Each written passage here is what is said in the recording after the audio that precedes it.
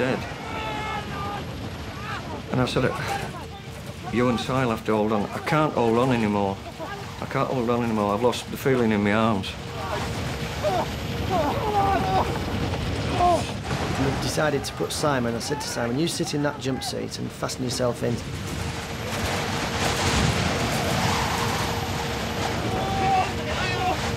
With Simon sitting in the seat, we'd freed Tim's legs from between the control column and the seat. So we hooked his feet over the back of the captain's seat, and then Simon literally put his hands on the top, just so he was holding his ankles down.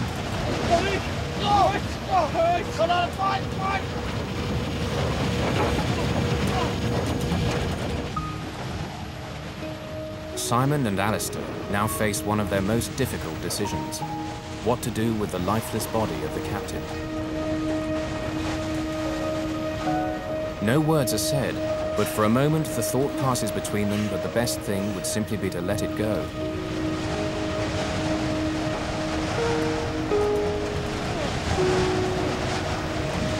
No! Can you hold on to it, please? But Alistair's order isn't simply an act of compassion. Releasing the body at the position it was in, it would have gone close to the upper area of the wing. It could have damaged the leading edge of the wing. Had it gone over the wing, it could very well have gone into the engine. Quite a lot of damage could have been caused by the release of the body.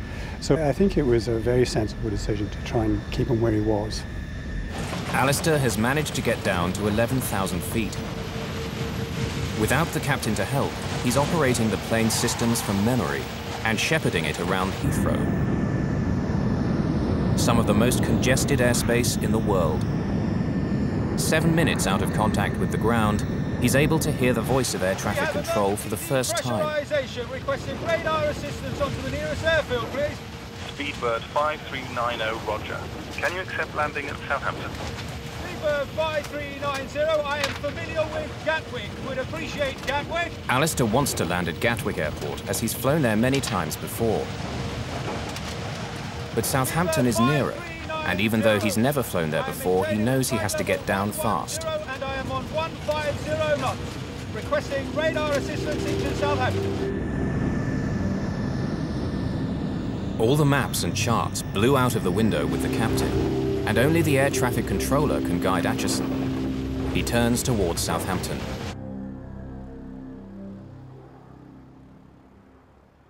Southampton, this is Speedbird 5390. Do you read?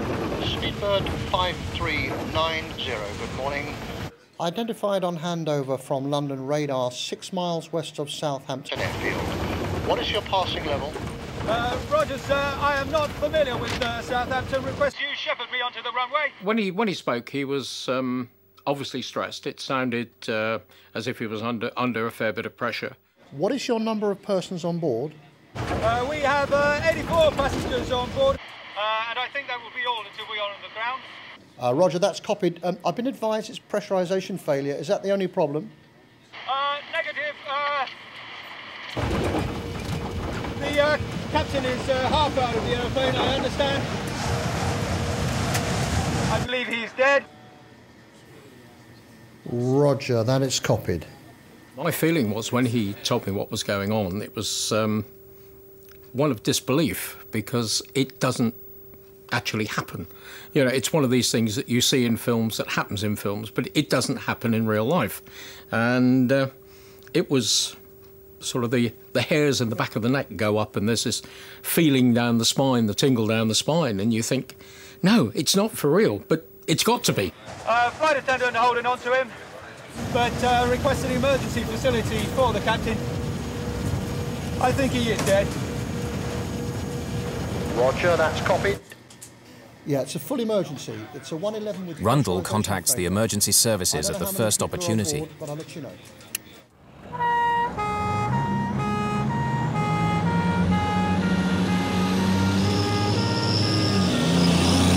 Could you confirm that the length of runway at Southampton is acceptable for a 111?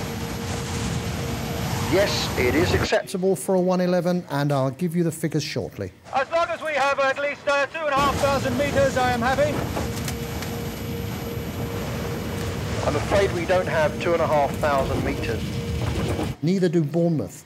We have a maximum of 1,800 metres.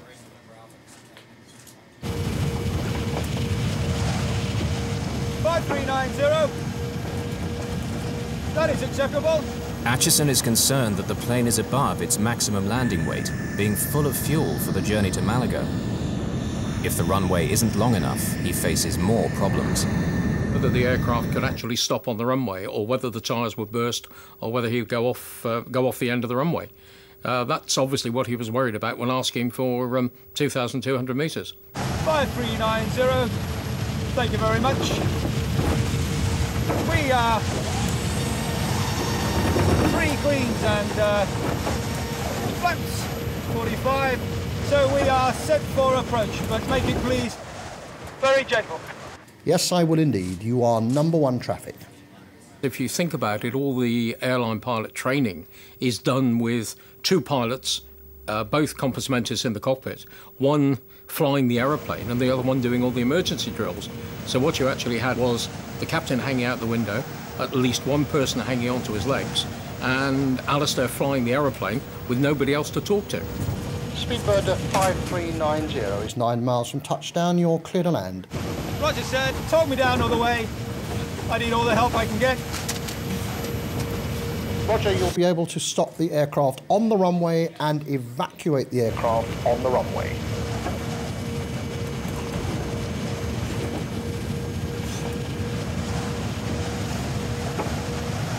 You need not acknowledge unless requested. It will be an uninterrupted talk down, but feel free to interrupt if you feel you need to. 5390. Thank you very much. I have the runway in sight. Thank you. You are clear to land.